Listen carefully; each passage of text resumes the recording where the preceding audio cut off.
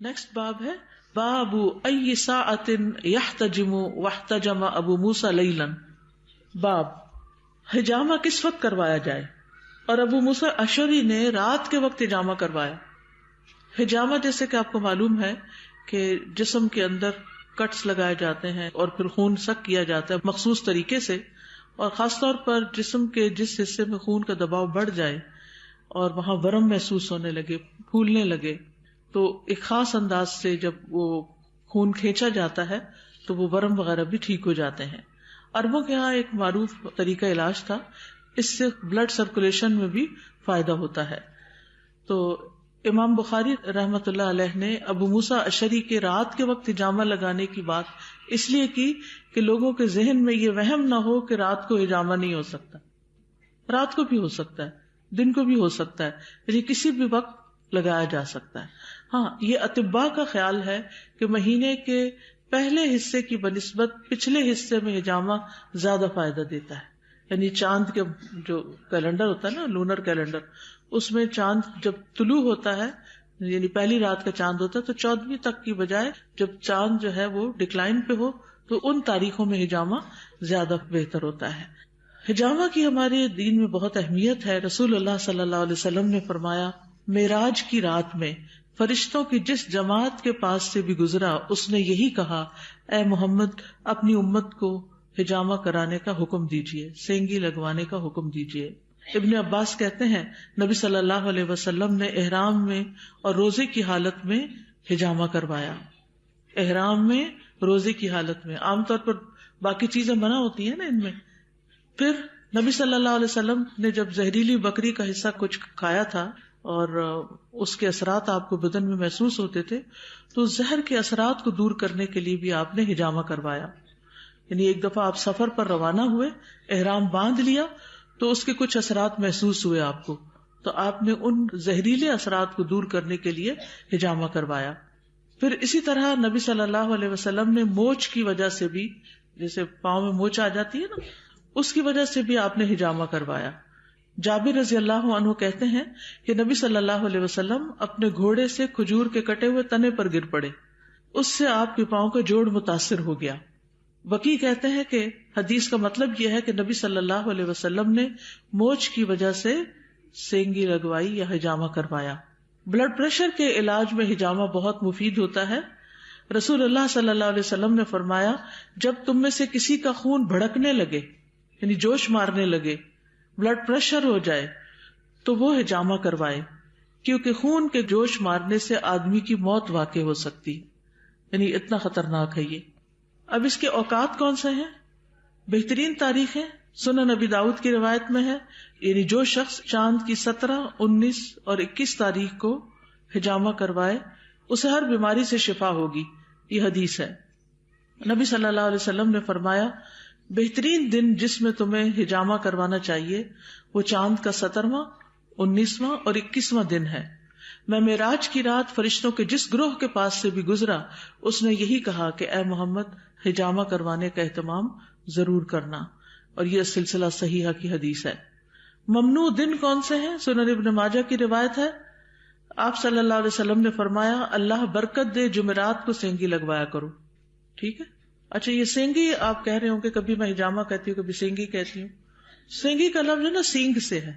سینگ دیکھا جو جانور کے سر پہ ہارن سا ہوتا ہے، تو پہلے جو ہے وہ کپس کی بجائے سینگ یوز کرتے تھے اور اس کے پیچھے جیسے ہول ہوتا تھا منہ سے خون کھینچتے تھے. تو یہ بھی ایک علاج کا طریقہ ہے. منہ خون پہ نہیں لگتا تھا، یعنی جیسے یہ یہاں سے اگر کھینچے اور وہ جسم کو یہ حصہ لگا ہو تو اس کے ذریعے سک کرتے تھے. سنن ابن ماجہ کی حدیث میں یہ بھی آتا ہے کہ کوشش کرو کہ بدھ، جمعہ، ہفتہ اور اتوار کے روز حجامہ مت کرواؤ اور پیر اور منگل کو حجامہ کرواؤ، اس لیے کہ اسی دن اللہ نے ایوب علیہ السلام کو بیماری سے شفا عطا فرمائی اور بدھ کے روز ان کو آزمائش میں مبتلا کیا تھا. اور کوڑ پن اور پھل بہری بھی بدھ والے دن یا رات کو ظاہر ہوتی ہے. یعنی اسکن کی جو ڈیزیزیں ہیں وہ عموماً انہی دنوں کو جاری ہوتی ہیں. رسول اللہ صلی اللہ علیہ وسلم نے فرمایا کہ نہار منہ حجامہ کروانا بہتر ہے، یعنی جب کچھ کھایا نہ ہو صبح کے وقت، اور اس میں شفا اور برکت ہے. یہ عقل بڑھاتا ہے اور حافظہ تیز کرتا ہے. ابن عمر بھی روزے کی حالت میں ہجامہ کرواتے لیکن بعد میں اس کو ترک کر دیا اور رات میں ہجامہ کرواتے تھے. یعنی رمضان میں آپ رات کے وقت کروا لیں جب کچھ کھایا پیا ہو. یعنی کھایا پی سے مراد نہیں کہ فوراً پہلے کھایا ہو، مطلب یہ ہے کہ جب جسم میں پانی وغیرہ کی بالکل کمی نہ ہو، کیونکہ خون نکالنے سے بھی پھر وہ یعنی ڈی ہائیڈریٹ ہوتا ہے انسان. ہجامہ کہاں کہاں کروایا جاتا ہے؟ سر کے وسط میں. ٹھیک ہے. ابن عمر سے مروی ہے، وہ کہتے ہیں کہ آپ صلی اللہ علیہ وسلم اپنے سر میں ہجامہ کرواتے اور اسے ام مغیث کہتے. مغیث کا معنی مددگار. ام مغیث کا مطلب کیا ہوا؟ مددگار کی ماں. یعنی مطلب یہ ہے کہ اس جگہ پر اگر آپ سینگی لگواتے ہیں تو شفا کے سلسلے میں بڑا معاون ہے، مددگار ہے. پھر گردن کی دونوں جانب کی رگوں پر، گردن کی دونوں جانب کی رگوں پر.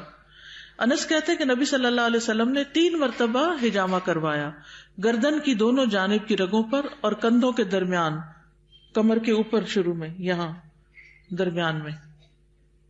پھر اسی طرح سرین پر، یعنی پیچھے. نبی صلی اللہ علیہ وسلم نے موچ آنے کی وجہ سے اپنی سرین پر سینگی لگوائی تھی. پاؤں کی پشت پر. انس رضی اللہ عنہ کہتے ہیں کہ رسول اللہ صلی اللہ علیہ وسلم نے احرام کی حالت میں اپنے پاؤں کی پشت پر ایک تکلیف کی وجہ سے سینگی لگوائی. معمر کہتے ہیں میں نے سینگی لگوائی تو میرا حافظہ جاتا رہا، حتیٰ کہ مجھے نماز میں فاتحہ پڑھنے میں بھی لقمہ دیا جاتا. انہوں نے اپنی کھوپڑی پر غلط جگہ سینگی لگوائی تھی. تو اس لیے سینگی لگوانے والے کا ماہر ہونا بڑا ضروری ہے، ہر ایک سے نہیں لگوانی چاہیے. نافع کہتے ہیں کہ ابن عمر نے کہا کہ اے نافع، میرے خون میں حدت پیدا ہو گئی ہے، اس لیے میرے لیے کوئی پچھنے لگوانے والا تلاش کرو، ہو سکے تو نرم خو آدمی لانا.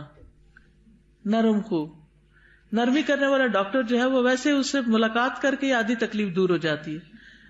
فرمایا عمر رسیدہ بوڑھا یا کم سن بچہ نہ لانا، یعنی ان ایکسپیرینس بھی نہ ہو اور بہت بوڑھا بھی نہ ہو.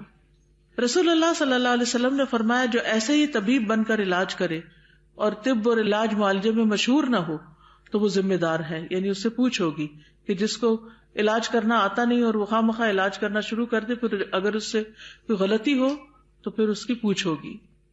جابر رضی اللہ عنہ کہتے کہ ام سلمہ نے رسول اللہ صلی اللہ علیہ وسلم سے سینگی لگوانے کی اجازت چاہیے، یعنی خواتین بھی ہجامہ کروا سکتی ہیں.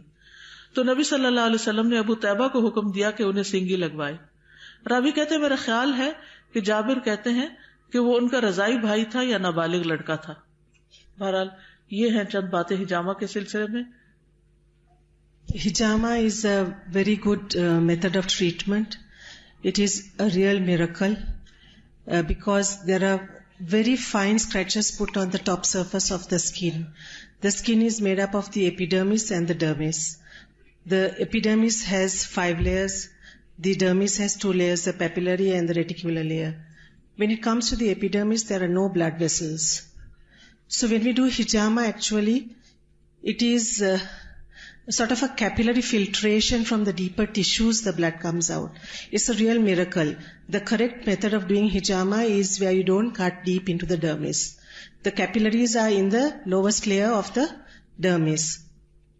So there's a filtration miraculously by Allah subhanahu wa ta'ala, and toxic blood is removed.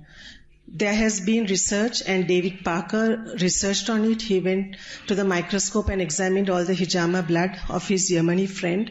In the UK, he's still alive, David Parker. He has an office on Edgware Road in North London.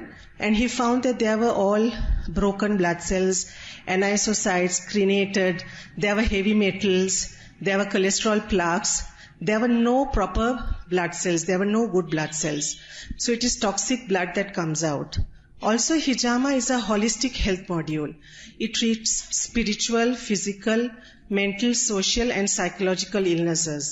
There are professors of psychiatry also who have come to me for treatment, and it has been very beneficial in their thought process and in their social activities.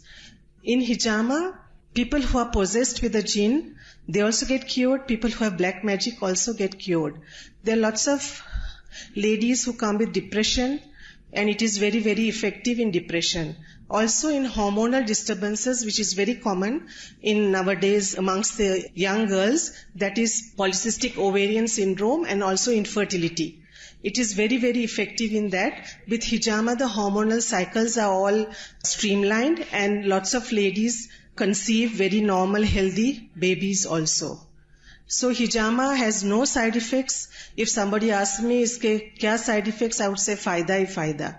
But it has to be done by a proper certified practitioner, because blood is a very good culture medium for germs, and if it is done in the wrong way, without sterility and disposable equipment, it can spread bloodborne diseases like AIDS and hepatitis. So one has to be very careful and apply the cups on the proper anatomical distribution of the organs. It stimulates the hormonal and also the nervous system. It stimulates the circulatory system, the lymphatic system, and also it releases endorphins, which remove pain and make the patient happy and light.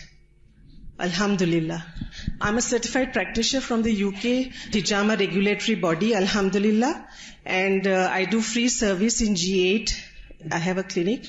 And I even train. I have lots of students. I train also free, and I have lots of students from abroad also come to me. But one criteria is I have to have knowledge of anatomy and physiology, because I don't want it to be guna jairiya for me. I want it to be sadka jairiya.